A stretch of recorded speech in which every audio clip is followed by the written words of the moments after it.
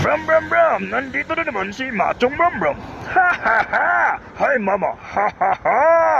Mga kabram bram, may nakita na naman tayong natutulog sa tabi ng kalsada mga kabram bram!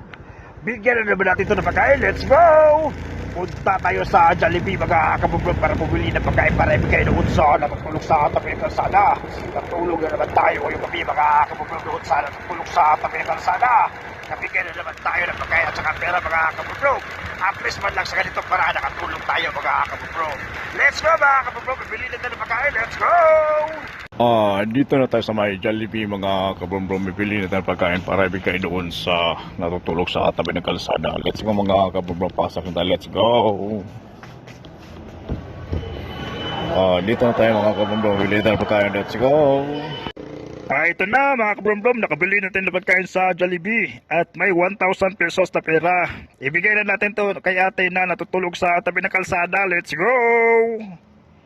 Let's go mga kabrombrom, atin na lang ito pagkain doon sa natutulog sa tabi ng kalsada. Natulog na naman tayo ngayong gabi mga kabrombrom doon sa natutulog sa tabi ng kalsada. Nabigay na naman tayo ng pagkain at saka pera mga kabrombrom. At least man lang sa ganitong paraan nakatulong tayo mga kabrombrom. Gising niya mamayang umaga, may pagkain siya at masaya siya mga kabrombrom na may pagkain siya at pera. Let's go mga kabrombrom, atin na lang ito pagkain, let's go!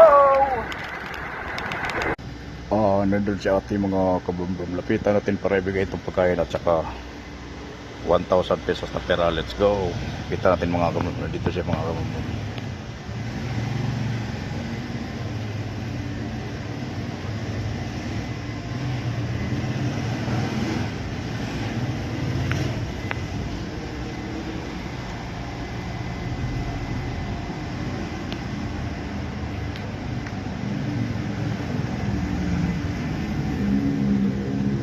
Let's go mga kabrombrom, nabigay na natin pagkain kay ate, let's go!